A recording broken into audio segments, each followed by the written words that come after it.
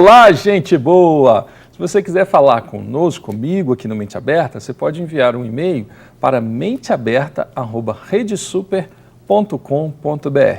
Seu e-mail, sua sugestão vai ser muito bem-vinda e quem sabe, um dia você mesmo não pode estar aqui com a gente conversando e falando daquilo que você tem aprendido ou algo novo que você queira trazer até para que a nossa cabeça também se abra um pouco mais. O tema de hoje é muito relevante ao momento que se vive a igreja brasileira. E não só a brasileira, mas a igreja do Senhor Jesus na face da terra. Vamos falar sobre missões e qual o desafio que essa própria igreja precisa enfrentar. E quem vai conversar comigo é o Breno. Beleza, Breno? Tudo bom? Seja bem-vindo. O Breno hoje se tornou um amigo e algo que ele tem feito de surpreendente é um trabalho chamado Povos e Línguas. Você assiste, geralmente logo após o Mente Aberta, às quintas-feiras, esse programa, Povos e Línguas.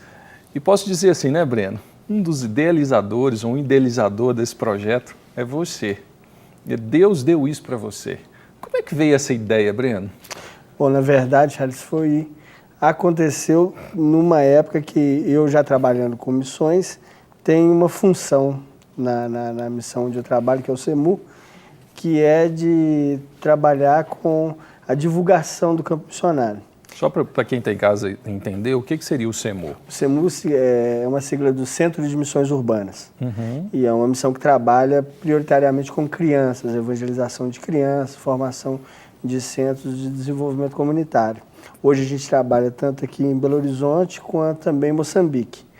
Mas nessa ocasião eu estava numa igreja aqui em Belo Horizonte e com alguns amigos meus e nós vimos a questão da deficiência, né, de uma boa publicidade para despertar missionários. E devido a vários fatores que hoje realmente a gente tem uma dificuldade. Então surgiu assim, de um bate-papo, conversando, eu já tinha lido algumas coisas e eu pensei, junto com essas pessoas, Ariovaldo Ramos, Jeremias Pereira, o pastor Paulo Botrel e mais gente começando agora, né?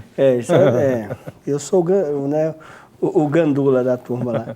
Então o que acontece? E vários outros nomes que eu não vou nem citar para não esquecer, né? De alguém. Mas nós conversando, a gente chegou nesse denominador comum. Nós precisamos realmente trabalhar com uma mídia que seja realmente fiel à realidade do campo missionário, que mostre de fato tanta necessidade e mostre também tudo aquilo que o campo tem como ferramenta, né? O nível de agências sérias, idôneas, que podem dar segurança para a igreja e poder realmente enviar as pessoas para lá. Começou assim. Existe dificuldade hoje no envio de missionários? Porque parece que não é que a igreja perdeu isso. Não podemos falar isso porque não se tem os dados, mas esfriou um pouco aquele apelo missionário em se enviar missionários para fora, até mesmo dentro do Brasil? No meu ponto de vista, assim, passeando por onde eu passeio, conversando com as pessoas que eu converso, realmente tem, né? Tem uma questão que hoje é muito comum, a questão do hedonismo, né? Uma pregação que satisfaça muito o bem-estar da pessoa, algum tipo de distorção teológica na igreja, realmente traz isso, traz um girar em torno de si próprio. Aí nós vamos entrar talvez um ponto até muito extremo, até polêmico. O entretenimento hoje da igreja é um fator hoje que desafia o comprometimento de missões pelos jovens? Na verdade, o que eu penso é que tem todos esses aspectos, né? Tem todo tipo de distorção de teologia. Mas, na verdade, se você for pensar na igreja evangélica, na perspectiva dela de nascimento no Brasil, ela é muito nova.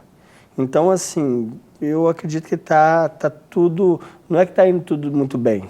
É altamente compreensível que a gente esteja nesse nível. Um momento de reflexão, né? Faz parte do crescimento. Eu acredito que, como é que se pudesse dizer, a ficha não caiu ainda da igreja, do crescimento que ela tem, a grandeza dela economicamente. Do potencial que ela tem, a abertura que ela tem hoje. Sim, com os jovens. Hoje nós somos em torno de 26 milhões de jovens evangélicos no Brasil.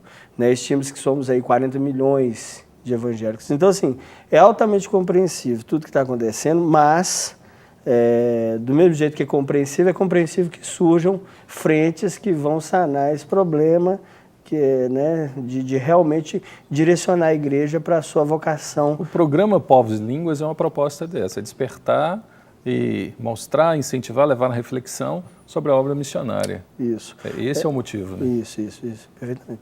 O Povos hoje ele tem uma função seguinte, de otimizar o processo de envio, apresentar para as igrejas que são idôneas, né, igrejas que realmente estão aceitando e correspondendo ao chamado do Senhor para ir para o campo, e, ao mesmo tempo, apresentar para essas igrejas os campos e as agências missionárias que podem favorecer, né, otimizar o processo de envio. Então, basicamente é isso, é como se fosse apresentar duas pessoas, né, e publicar tudo que tanto uma quanto a outra tem. A igreja tem todos os jovens e adultos que as agências precisam. Uau. E as agências missionárias têm todos os quesitos, né, as boas agências, as que se têm qualidade, elas têm tudo que uma igreja precisa, né? Trazer toda a segurança, toda a questão de treinamento transcultural ou treinamento local em situações bem precisas, como missão urbana e qualquer outro tipo de treinamento. As agências hoje, elas são detentoras de um assunto, têm muita sabedoria. Hoje o missionário... Nós separamos algumas imagens, e a Lisa já deve estar colocando ponto, para a gente conhecer um pouco o trabalho do Povos e Línguas. Sim. Que é um trabalho, nós vamos falar sobre ele, que é um trabalho não só local, mas interdenominacional, internacional, e que você mostra em loco a vida e o desafio do missionário. Sim, é isso? Sim. O Povos e Línguas hoje tem 3 blocos. E o primeiro bloco, ele é internacional. E hoje, se eu não me engano, nós já filmamos mais de 12 países, né? E eu sou o cinegrafista, o correspondente, né? Você é o correspondente, cinegrafista, quase o editor, o produtor, tudo. O diretor. E assim, mas a gente tem uma equipe muito boa por detrás disso, essa questão de edição, de direção, um pessoal muito bem centrado para fazer isso. Mas nessa ocasião eu faço o primeiro bloco fora, eu já filmei países que, para mim, foi muito, muito surpreendente. Igual, eu tinha uma perspectiva... Por mais que eu já fosse missionário, eu tive uma perspectiva errada com respeito à Europa, né? Eu morei, agora eu tenho trabalho em Moçambique, mas eu tive minha opinião mudada quando eu vi a igreja na Europa, né? A gente tem uma visão muito fria, latino-americana, né? A gente não sabe de nada do que a Europa tem hoje. A gente pensa que a Europa está ótima. A visão que geralmente fala é que a Europa hoje vive um momento ruim economicamente, que as igrejas estão frias. Sim. Isso é a realidade hoje? É a realidade. Do outro lado, tem sempre gente sedenta. Mas você mesmo, já viu os programas, tem um programa mesmo da Alemanha, e eu tive a oportunidade de conhecer os pastores brasileiros lá, e assim, é um negócio surpreendente. Você vê jovem... Você vê igreja cheia. Tivemos um rapaz agora da nossa igreja, Luiz, que teve numa igreja na Alemanha, falou, Charlão, 6 horas da manhã, reunião de oração. E todo dia. E mas, ao mesmo tempo você tem também essa questão mesmo da decadência. A decadência do cristianismo lá tá assim, de uma coisa terrível que eu ouvi outro dia, chamado pós-cristianismo. Eu tive oportunidade de alguns lugares que eu fui lá na Europa, lá, na própria Bélgica mesmo, eu fiquei assim, surpreso com a questão do questionamento das pessoas com respeito à Bíblia. Então, assim, chega a beirar um folclore, né? Totalmente. Chega a beirar um folclore, as histórias bíblicas. Então, assim, é necessário a igreja brasileira entender isso e enviar missionários para lá. Então, o Povos, nessa ocasião, ele mostra, né, no primeiro bloco, missionários brasileiros fazendo um trabalho relevante em volta do mundo.